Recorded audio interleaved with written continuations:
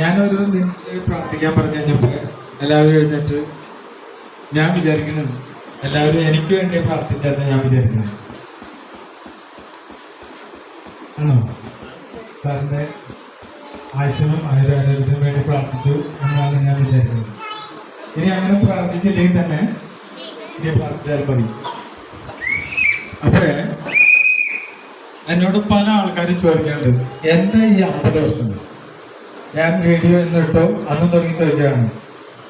ഇപ്പം ഇവിടെ ഒരു സുഹൃത്ത് ഷിബു അതിനെക്കുറിച്ച് അഗാധമായിട്ടൊരു പഠനം നടത്തുകയും അങ്ങനെ വരാൻ സാധ്യതയില്ലല്ലോ എന്ന് പറയുകയും ചെയ്യുന്നത് നമ്മൾ കേട്ടു. ഇത് കേട്ട അന്ന് മുതൽ അദ്ദേഹത്തിന് ഉറക്കം നഷ്ടപ്പെട്ടു എന്നാണ് ഞാൻ വിചാരിക്കുന്നത്. മറ്റൊന്നും കൊണ്ടല്ല, ആദിചേട്ടന് ഇത്ര പ്രായം ഉണ്ടാവാൻ സാധ്യതയില്ലല്ലോ. 50 വയസ്സായാൽ 50 വർഷം സേവനം അനുഷ്ഠിച്ചു കഴിഞ്ഞാൽ അത് ഗവേഷണം നടത്തിയപ്പോൾ ഒരു 70-75 വയസ്സെങ്കിലും വർഗ്ഗരാണ്. കാഴ്ചയിലാണെങ്കിൽ 60, പെരുമാറ്റത്തിലാണെങ്കിൽ ഒരു 50, സ്വഭാവത്തിലാണെങ്കിൽ ഒരു 30, കളിയിലാണെങ്കിൽ ഒരു 15.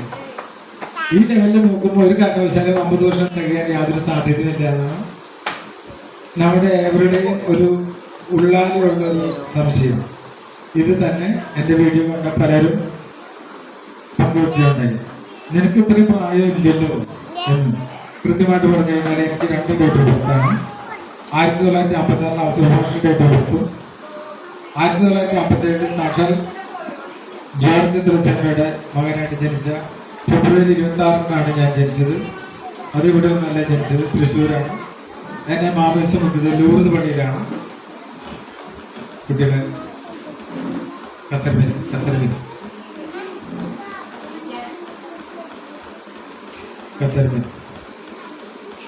അപ്പൊ ലൂർദ് പള്ളിയിലാണ് എന്നെ മാമേസം മുക്കിയത്.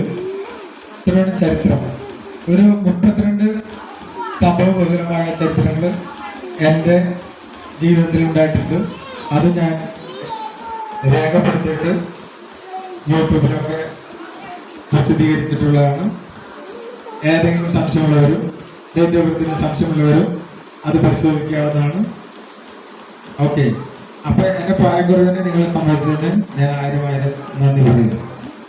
ഇതോടൊപ്പം തന്നെ എങ്ങനെ 50 വർഷം ഞാൻ ഈ സർവീസിലേക്ക് പോയി എന്ന് പറയപ്പെടുന്നത് 1975-ലാണ് ഞാൻ അക്ഷര സ്കൂളിൽ നിന്ന് SLC പാസ്സായത്.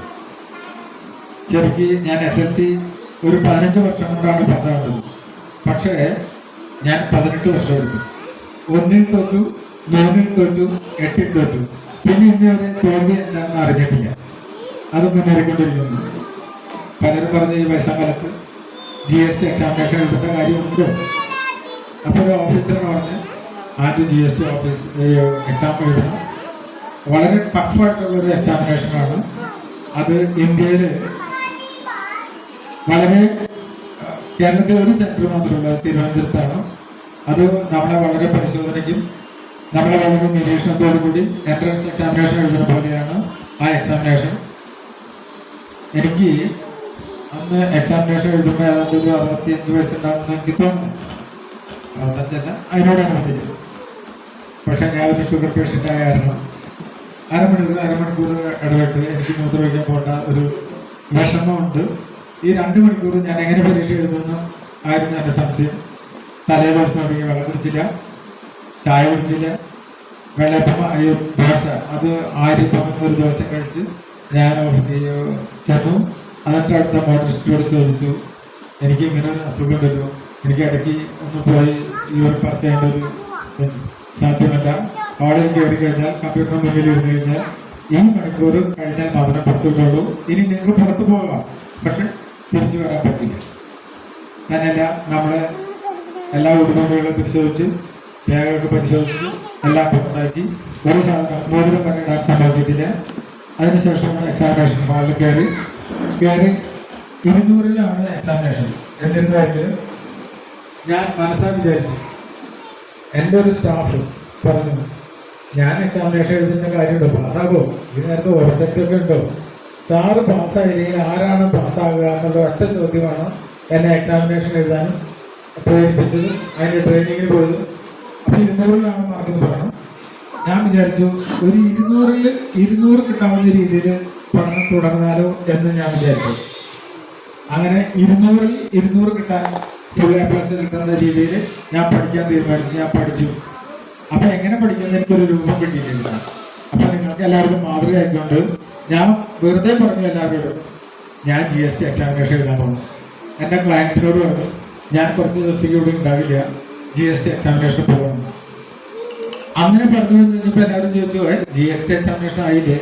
അപ്പൊ അവരുടെ മുന്നിൽ ഞാൻ നിർബന്ധമായിട്ടും പഠിക്കേണ്ടിയിരിക്കുന്നു, പരീക്ഷയ്ക്ക് പോകേണ്ടിയിരിക്കുന്നു, ട്രെയിനിങ് പാസ്സാവേണ്ടിയിരിക്കുന്നു എന്ന രീതിയിലായി. അവസാനം ഞാൻ എക്സാമിനേഷന് പോകാൻ നേരത്ത് എൻ്റെ വീട്ടിൽ പണി ചെയ്യുന്ന സാവിത്രി ചേച്ചി വരെ എനിക്ക് വേണ്ടി പ്രാർത്ഥിച്ച്, അതായത് സാറെ എക്സാമിനേഷൻ പാസ്സായി പറഞ്ഞു നിരാശം വിട്ടത്.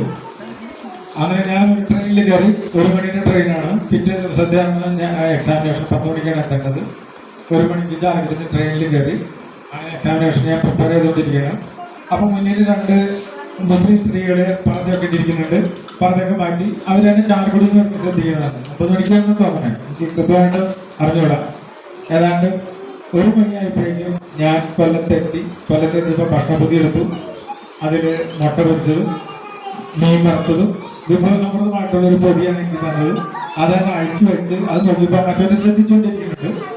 ശരിക്കും പറഞ്ഞു കഴിഞ്ഞാൽ അവർക്ക് വയറ് വെള്ളം വേണം. അത്ര വിഭവസമൃദ്ധമായിട്ടാണ് എനിക്ക് ആ ഭക്ഷണപ്പൊതി രാഗിണി തയ്യാറാക്കി തന്നത്. ഞാൻ അതിരുന്ന് കഴിച്ചു. ഞാൻ ആരെയും മൈൻഡ് ചെയ്തില്ല. അത്ര നേരം സംസാരിച്ചില്ല. ചാലക്കുടിയിൽ നിന്ന് കയറിയിട്ടും കൊല്ലം വരെ ആരോടും സംസാരിച്ചില്ല. ഭക്ഷണം കഴിഞ്ഞു. ഞാനൊരു ഏപ്പൊക്കെ ഇട്ടു, ഒരു സോഡ കുടിച്ചു. അങ്ങനെ ഇരുന്ന് കഴിഞ്ഞപ്പോൾ ഇവർ എൻ്റെ മുഖത്തേക്ക് ഒന്ന് ചിരിച്ചു. അവർക്കൊരു പേടി ഉണ്ടായിരുന്നു ഞാൻ ചിരിക്കുകയില്ലായിരുന്നു. ഞാൻ വളരെ ഗൗരവത്തിലിരുന്ന് ഞാൻ എത്ര താമസക്കാരനെന്നുള്ളവരും അവർക്കറിയില്ല. അവർ എന്നോട് ചോദിച്ചു, ധൈര്യമായിട്ട് ചോദിച്ചു, കോളേജിലെ മാഷാണല്ലേ ആയിരുന്നു. അപ്പം ഞാൻ ഒന്ന് ചിരിച്ചു. എന്നെ അത്രയും ബഹുമാനിച്ചില്ല അവർ. അപ്പം പറഞ്ഞു അല്ല എൻ്റെ ചോദിച്ചേ അല്ല പരീക്ഷ പേപ്പർ നോക്കണുണ്ട്. അപ്പം ഞാൻ പരീക്ഷ പേപ്പർ നോക്കണ പോലെ A4 പേപ്പർ മടക്കി വെച്ചാണ് ഞാനത് നോക്കിയിരുന്നത്. അപ്പോൾ അതിൽ മാർക്ക് ചെയ്യും. ഞാനിങ്ങനെ നോക്കും. അത് കഴിഞ്ഞിട്ട് ഞാൻ ആൻസറും മനസ്സിൽ കാണും. റൈറ്റ് ആണെങ്കിൽ റൈറ്റ് ഇടും. ഓക്കെ, അങ്ങനെ ഞങ്ങൾ പോയി. പിന്നെ സംസാരിച്ചു. വീട് എവിടെയാണെന്ന് ചോദിച്ചു. ഞാൻ അവരോട് ചോദിച്ചു നിങ്ങൾ എവിടേക്ക് പോകുന്നതാണ്? അപ്പോൾ അവർ ക്യാൻസർ ഇൻസ്റ്റിറ്റ്യൂട്ടിലേക്ക് പോകുന്നതാണ്. അവർ 2 ആൾ മാത്രമേ ഉള്ളൂ, വേറെ ആരുമില്ല. അപ്പോൾ അവർ പറഞ്ഞത് എടവനക്കാട്ടിൽ നിന്നാണ്. അപ്പോൾ സംസാരിച്ചു. ഇത് കഴിഞ്ഞ് ഈ ട്രെയിൻ ലേറ്റായി 6 മണിക്ക് എത്തേണ്ട ട്രെയിൻ രാത്രി 9 മണിയായി. അപ്പോൾ അവർ എന്നോട് റിക്വസ്റ്റ് പറഞ്ഞു ഞങ്ങൾക്ക് വേറെ ആരുമില്ല, സാറ് ഞങ്ങളൊന്ന് സഹായിക്കണം, എവിടെയെങ്കിലും ഒന്ന് റൂം അറേഞ്ച് ചെയ്ത് തരണം എന്ന് അവർ എവിടെ തിരുവനന്തപുരം സ്റ്റേഷൻ എടുക്കാറായപ്പോൾ ഞാൻ പറഞ്ഞു വിശ്രമിക്കേണ്ട, തിരുവനന്തപുരം എനിക്ക് പരിചയമുള്ളതാണ്, എനിക്ക് പരിചയമുള്ള ഹോട്ടലുകളുണ്ട്, ഞാൻ അറേഞ്ച് ചെയ്യാം, നിങ്ങൾ സേഫായിട്ട് അവിടെ എത്തിക്കുന്ന കാര്യം. പിറ്റേ ദിവസത്തെ ഓപ്പറേഷൻ വേണ്ടിയാണ് അവർ പോണത്. അപ്പം ഞാൻ അങ്ങനെ പറഞ്ഞു കഴിഞ്ഞപ്പോൾ വേണ്ട, ഞാൻ പറ്റിയ ഓട്ടോറിക്ഷക്കാരനെ തരാം, അവിടെ ഓട്ടോറിക്ഷ ഞാൻ അറേഞ്ച് ചെയ്യാം എന്ന് പറഞ്ഞ് റെയിൽവേ സ്റ്റേഷനിൽ ഇറക്കി അവരൊരു ഓട്ടോറിക്ഷ എന്നെ കയറ്റി വിട്ട് ഓട്ടോറിക്ഷക്കാരനോട് പറഞ്ഞു സേഫായിട്ട് എൻ്റെ സ്ഥലത്ത് എത്തിക്കുന്നത്. അയാളെ ഏറ്റു. അങ്ങനെ അവർ പോകാൻ നേരത്തെ ഒരു സാറിന് ജയിക്കാൻ വേണ്ടി ഞങ്ങൾ പ്രാർത്ഥിക്കാമെന്ന് പറഞ്ഞു. അപ്പോൾ അവരുടെയും പ്രാർത്ഥനയുണ്ടായി. അപ്പം നാട്ടുകാരുടെ മുഴുവൻ പ്രാർത്ഥനയുണ്ടായി, വീട്ടുകാരുടെ പ്രാർത്ഥനയുണ്ടായി. എന്ന് വേണ്ട, എന്നെ പരിചയമുള്ള എല്ലാവരും ഞാൻ എക്സാമിനേഷൻ പോവുകയാണ് എന്ന് അറിഞ്ഞു. തിരിച്ചു വരണമെങ്കിൽ ആ റിസൾട്ട് വരുമ്പോൾ ഞാൻ എക്സാമിനേഷന് പാസ്സായില്ല എന്നുണ്ടെങ്കിൽ എനിക്കിവിടെ ജീവിക്കാൻ നിവർത്തിയില്ലാത്ത രീതിയിലായി. ഞാൻ ആ ഫോഴ്സിലായി. ഓക്കെ, അവസാനം ഒരു 14 ദിവസം കഴിഞ്ഞ് റിസൾട്ട് വന്നു. ഇന്ത്യയിൽ ആദ്യമായിട്ട് നടത്തിയ എക്സാമിനേഷനാണ് അത്. 256 പേരെ പങ്കെടുത്തിട്ടുള്ളൂ. അതിൽ ആ ഫസ്റ്റ് ബാച്ചിൽ എനിക്ക് ഫസ്റ്റ് ക്ലാസ്സോടുകൂടി എൻ്റെ വിജയം ഞാൻ സുനിശ്ചിതമാക്കി. അത് എല്ലാവരും ആഘോഷിച്ചു. ജോലിയച്ചൻ പള്ളിയിലും വിളിച്ച് പറഞ്ഞു ഗംഭീര വിജയത്തിന് എനിക്കൊരു നല്ലൊരു താങ്ക്സും തന്നു. അപ്പോൾ വീണ്ടും ഞാൻ പറഞ്ഞത് ഈ 50 വർഷം എങ്ങനെ ഉണ്ടായി എന്ന് പറയുമ്പോൾ ഞാൻ 1975 ഞാൻ SLC പാസ്സായത്. ഞാൻ SLC പാസ്സായ ഉടനെ തന്നെ ഞങ്ങൾ വീട്ടിൽ 10 ആൾക്കാരാണ്, ഞാൻ 3ാമത്താണ്, ബാക്കിയുള്ള കുട്ടികളൊക്കെ പഠിച്ചുകൊണ്ടിരിക്കണം. അപ്പോൾ അപ്പച്ചൻ പറഞ്ഞു നീ ജോലിക്ക് പോകണം, ഇനിയും തുടർന്ന് പഠിപ്പിക്കാൻ നിവർത്തിയില്ല, അപ്പം ഞാൻ നിന്നെ ഒരു കുറി കമ്പനിയെ കൊണ്ടാക്കാം വിചാരിച്ചു. പറയാണ്. അങ്ങനെ അഷ്ടംതുറയുള്ള ഒരു കുറുക്കമ്പനിയിൽ JNJ എന്റർപ്രൈസസ് എന്ന് പറഞ്ഞ കുറുക്കമ്പനിയിൽ എന്നെ കൊണ്ടാക്കി. അവിടെ ചെല്ലാം, എല്ലാ ദിവസവും കാലത്ത് ചെല്ലാം, വൈകുന്നേരം ഒരു 7 മണിയാകുമ്പോൾ തിരിച്ചു വരുള്ളൂ. എല്ലാ ദിവസവും വൈകുന്നേരം ഒരു 6 മണിയാകുമ്പോൾ ഒരു താറാമുട്ട അവരെല്ലാവരും വാങ്ങിക്കും. ഒരു താറാമുട്ട എനിക്ക് തരും. ഒരു മാസം കഴിഞ്ഞപ്പോൾ അവരെന്നെ അവരുടെ വീട്ടിൽ കൊണ്ടുപോയി. ആലത്തൂരിൻ്റെ വീട് ഊക്കൻ ഫാമിലിയാണ്. അവർ വീട്ടിൽ ചെന്ന് എനിക്ക് ശമ്പളമായിട്ട് തന്നത് ഒരു കടച്ചക്കയാണ് തന്നത്. അങ്ങനെ എൻ്റെ ആദ്യ മാസം ശമ്പളം ഒരു കടച്ചക്ക അവരുടെ വീട്ടിൽ നിന്ന് കിട്ടി. ഞാൻ വന്നു. തുടർന്നാണ് കോട്ടയം കോളേജിൽ ഒരു കോളേജ് തുടങ്ങി. അതാണ് നമ്മൾ കോളേജിൽ പ്രവേശനം ഉണ്ടാകാനുണ്ടായ കാരണവും പ്ലാശ്ശേരി ഫാമിലിയിൽ നിന്നും എൻ്റെ അമ്മച്ചി മാഞ്ഞേരി ഫാമിലിയിൽ നിന്നും ഏറ്റവും ആദ്യമായിട്ട് കോളേജ് വിദ്യാഭ്യാസം നടത്താൻ സാധ്യമായ ഏറ്റവും ആദ്യത്തെ ആൾ ഞാനാണ്. ആ വാർത്ത എനിക്കാണ് ഇപ്പോൾ നിൽക്കുന്നത്. ഞാനാണ് കോളേജുകാരനായിട്ട് ഏറ്റവും ആദ്യം ഞങ്ങളുടെ ഫാമിലിയിൽ നിന്ന് പോകുന്നത്. അപ്പം അന്ന് തുടങ്ങി 1975 തുടങ്ങി വിവിധ കമ്പനികളിൽ ഞാൻ പോകാത്ത കമ്പനികളില്ല, ഞാൻ പോകാത്ത സ്ഥാപനങ്ങളില്ല. കേരളത്തിന് ഇങ്ങേയറ്റം തുടങ്ങി അങ്ങേയറ്റം വരെ ഞാൻ എല്ലാ കമ്പനികളിലും വർക്ക് ചെയ്തിട്ടുണ്ട്. ആ ഒരു എക്സ്പീരിയൻസാണ് ഞാൻ ഇപ്പം നിങ്ങളുടെ മുന്നിൽ എല്ലാ പരിപാടികൾക്കും എല്ലാ ധൈര്യവും ഉണ്ടായിരുന്നത്. ഇപ്പം എൻ്റെ ഒരു 14 കൊല്ലം എൻ്റെ കൂടെ ഉണ്ടായിരുന്ന സ്റ്റാഫ് രേഷ്മ ചോദിച്ചു, സാറിന് എങ്ങനെ ഈ സഹിഷ്ണുത കിട്ടിയേ? ഞാൻ പറഞ്ഞു, രേഷ്മ ഓഫീസിൽ നടത്തിയത് 14 കൊല്ലമായില്ലേ, അപ്പോൾ സാറിൻ്റെ സഹിഷ്ണുത എനിക്ക് കിട്ടില്ല എന്നാണ് പറഞ്ഞത്. അപ്പോൾ ഞാൻ പറഞ്ഞു, സഹിഷ്ണുത കിട്ടണമെങ്കിൽ അത് നമ്മൾ ഓരോ സ്ഥലത്തും പോയി പഠിച്ചിട്ട് വേണം. അപ്പം ഞാൻ വിവിധ സ്ഥാപനങ്ങളിൽ ഞാൻ വർക്ക് ചെയ്തിട്ടുണ്ട്. അവിടുത്തെ എക്സ്പീരിയൻസ് കിട്ടിയിട്ടുണ്ട്. ആ എക്സ്പീരിയൻസ് ആണ് എന്നെ ഒരു സഹിഷ്ണുതയിലേക്ക് കൊണ്ടുവന്നത്. എന്ത് വിഷയമുണ്ടെങ്കിലും എന്ത് പ്രശ്നമുണ്ടെങ്കിലും ഞാൻ അങ്ങനെ തകരാറില്ല, ധൈര്യത്തോടുകൂടി നിൽക്കുന്നത്. അപ്പം നമ്മൾ ഇന്നത്തെ ഓരോ ടൂർ ഇതൊക്കെ നിങ്ങൾക്ക് ഒരു അനുഭവമാണ്, ഓരോ പരിചയമാണ്. ഇപ്പം എന്തുകൊണ്ടും നമുക്ക് മൂന്നാറിൽ പോവാം, മലക്കപ്പാറ പോവാം,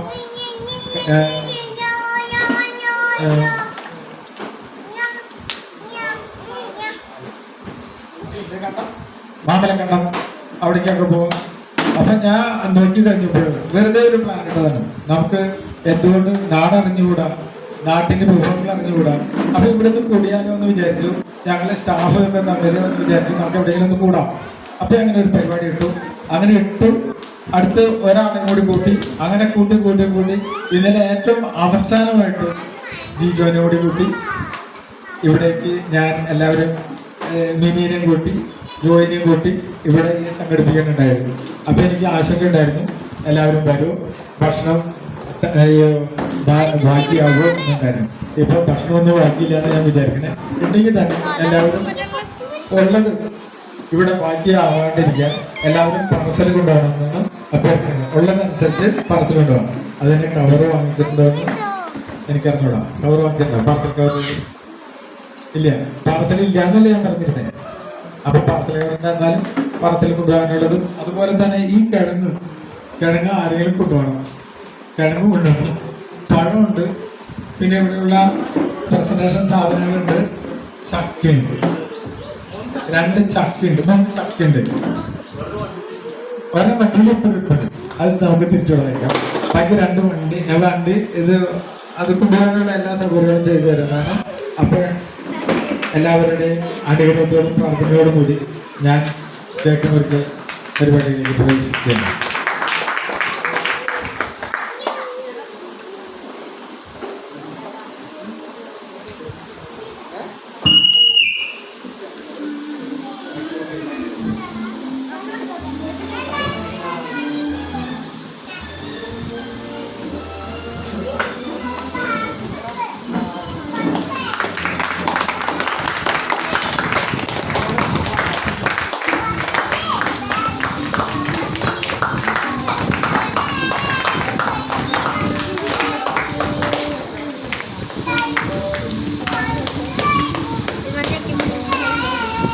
മാറി എങ്ങടൊക്കെ നീങ്ങണേ.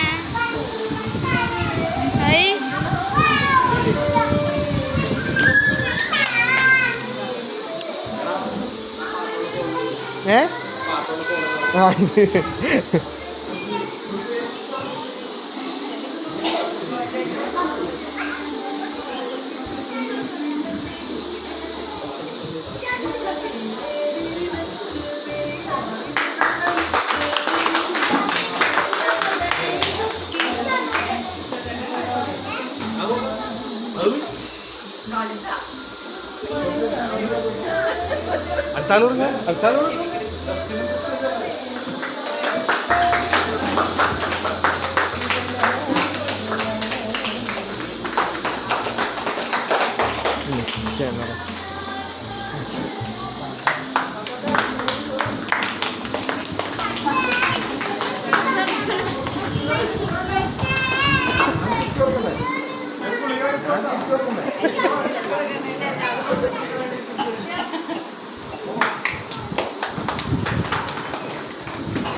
എടാ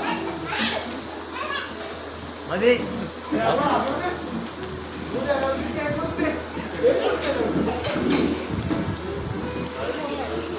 സാറൊന്നുകൂടി കട്ട് ചെയ്യുന്നു